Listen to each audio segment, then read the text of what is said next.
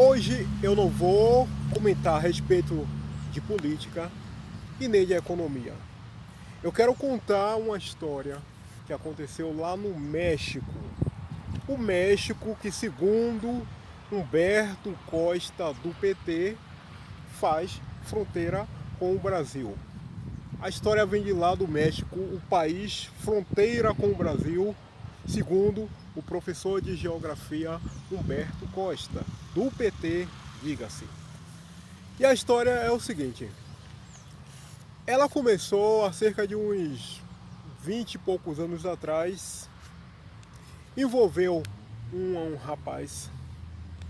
Esse rapaz, aquilo que foi o motivo do sucesso dele, da fama dele, o que trouxe muito dinheiro para ele, também se tornou a desgraça na vida dele.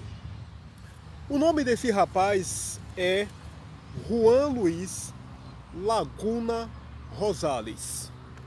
É esse cidadão aqui, ó. A imagem está bem aqui na frente, você pode verificar aí. Ele nasceu lá no México, no estado de Sinaloa, em uma cidade pequena, um distrito pequeno chamado Vila Juarez. Um lugar pobre, e ele também de família pobre. Inclusive, ele nem chegou a conhecer o pai dele. E a mãe dele, querendo que ele pudesse ter uma condição de vida um pouco melhor, ela resolveu deixar ele para ser criado pela avó. E assim aconteceu. O pequeno Juan foi então sendo criado, conduzido ali até seus 13, 14 anos de idade pela avó. E quando chegou ali exatamente nessa faixa, 13, 14 anos, ele resolveu fazer uma mudança na vida dele. Ele abandonou a escola, já que também ele não era nenhum estudante brilhante, e resolveu se mudar daquela cidade, Vila Juarez, lá no estado de Sinaloa, para uma outra cidade chamada Culiacán. Culiacán já era uma cidade bem maior, bem mais agitada, bem mais movimentada, e ele foi para lá com essa idade, aí na faixa dos seus 13, 14, ali, de 13 a 15 anos, para a vida nesse local. O Juan Luis Rosales, ele era um cara assim muito bom de conversa. Ele falava demais, ele brincava demais, ele tinha um jeito assim muito espontâneo e tal, e chegava e contava caso e fazia um monte de presepada, um monte de palhaçadas. Você vai entender daqui a pouco o porquê de eu estar enfatizando isso. Lá nessa cidade de Culiacán, ele, quando chegou, ele começou a fazer um serviço de lavar carro. Ele pegava um balde e tal, enfim, ia lavar carros em algum local nessa cidade. Só que como ele era um cara muito prosa, muito conversador e tal, e contava casos e fazia palhaçada e um monte de coisas, à medida que as pessoas foram conhecendo esse moleque, foram gostando do jeito dele, assim, meio porra louca, meio largado, meio atropelado e tal, e aquelas pataquadas todas que ele fazia, enquanto ele estava ali lavando o carro. E aí as pessoas começaram a gravar ele, enquanto ele estava ali fazendo toda essa coisa. Achavam engraçado e tal, ele com aquele jeito dele meio sem noção, falando o que vinha na cabeça, ele falava, aí, enfim, desse jeito. E isso foi repercutindo, um foi vendo aqui, outro ali, outro lá e tal, vê esse cara aí, ele é muito engraçado, ele é muito palhaço, ele é muito isso, ele trabalha aqui nesse local, lavando carro, enquanto ele lava carro, ele faz toda essa presepada que você está vendo aí, pronto, a coisa foi se espalhando de uma forma tal que ele começou a ganhar mais e mais fama, foi ganhando mais e mais seguidores. As pessoas iam vendo ele fazendo o serviço, via tudo aquilo, filmava e tal, colocar lá na internet, no YouTube, Instagram, essas coisas todas, e a coisa ia tomando essas dimensões. Com o tempo, ele ganhou muitos fãs, muitos seguidores. Junto com isso, ele começou também a ganhar algum dinheiro, porque a internet, o YouTube, enfim, Instagram, esses negócios aí, possibilita, quando o cara já tem um grande número de fãs, ganhar realmente alguma grana. Só que havia um detalhe, cara, é que esse tal desse Juan Luiz, apesar de ainda ser um moleque, ele gostava muito de beber. Ele bebia muito, ele gostava de uma canjibrina. Mais do que gostar de canjibrina, ele também gostava de drogas, cocaína, cheirava, todo embora cheirar cocaína, enfim, ele gostava.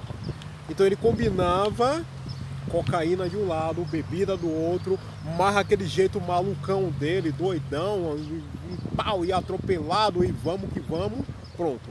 Isso aí virava. De modo que quando ele colocava algum vídeo, ele ou lá os seguidores, fãs dele, enfim, colocava algum vídeo aqui na internet, começou a ter milhares e milhares de visualizações.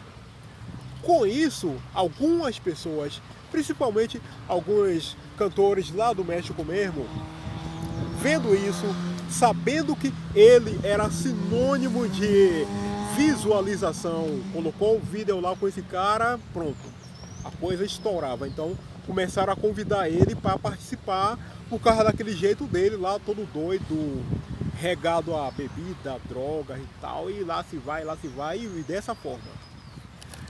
Com isso, conforme eu disse, ele também começou a ganhar dinheiro. Só que, assim, ao contrário do que acontece com muitas pessoas que fazem vídeo aqui para a internet, por YouTube, como no meu caso, por exemplo, e outras pessoas por aí, ele era assim, de aquele porra louca mesmo, dava uma ideia na cabeça, ele estava aqui, ele começava a fazer uma presepada e tal, e colocava, não planejava nada, não escrevia nada, enfim, nada, era assim, de estalo, no atropelo mesmo, pronto, aquela coisa bem espontânea, bem mesmo, sem noção. Nesse ponto daqui vale contar o seguinte, explicar o seguinte. Lá no México, principalmente lá no estado de Sinaloa, onde ele morava, existem muitos cartéis, muitos traficantes. Os caras lá, esses traficantes, esses chefes de quadrilha, de cartéis, esses caras, eles geralmente não costumam ter paciência com ninguém, eles não costumam brincar com ninguém, eles não gostam de brincadeirinha, eles não gostam de nada, cara. Mexer com eles é quase que assinar uma sentença de morte. E foi o que aconteceu com esse cara, que já não se chamava mais naquela ocasião, em vista do sucesso, de Juan Luiz. Ele adotou um nome artístico chamado de Pirata de Culiacán. Ele tinha uma tatuagem, acho que no braço, me parece, uma foto lá, um desenho de um pirata de Culiacán. O nome da cidade era essa, Culiacán.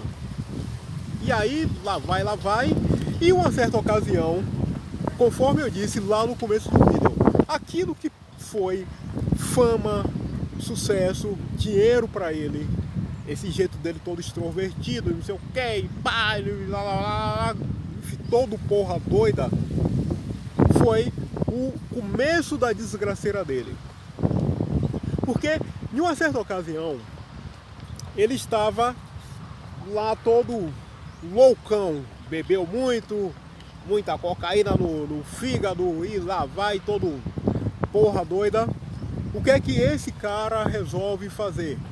Ele resolve ofender um chefe de um cartel de drogas lá do México, lá da região onde ele morava, no estado de Sinaloa. Ele começou a provocar o cara, chamou o cara disso e xingou o cara, e pá, e você é um filho da puta, e não sei o que, e papapá. E em certo momento, a gota d'água, ele falou pro cara: fulano, você não sei o que lá, e quer saber de uma coisa, venha aqui e chupe o meu.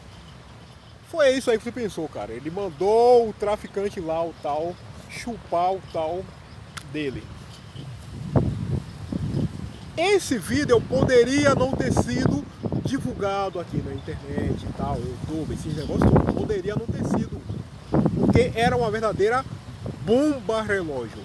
Só que os tais amigos dele lá, os caras lá e tal, achou que de repente uma doideira daquela, enfim, não ia dar nada, não ia porra de nada e tal, enfim, e divulgaram. É quase certo que esse conteúdo chegou lá ao conhecimento do tal do traficante lá que ele ofendeu. Quase impossível, porque o cara, ele era bastante conhecido, ele já era um rosto, uma presença ali no México, ali no estado de Sinaloa. Passando alguns dias após esse vídeo, esse pirata de Culiacán, ele fez um outro vídeo e dessa vez ele disse o seguinte: pessoal, daqui a um mês aproximadamente eu vou estar na casa de shows, um evento, um local.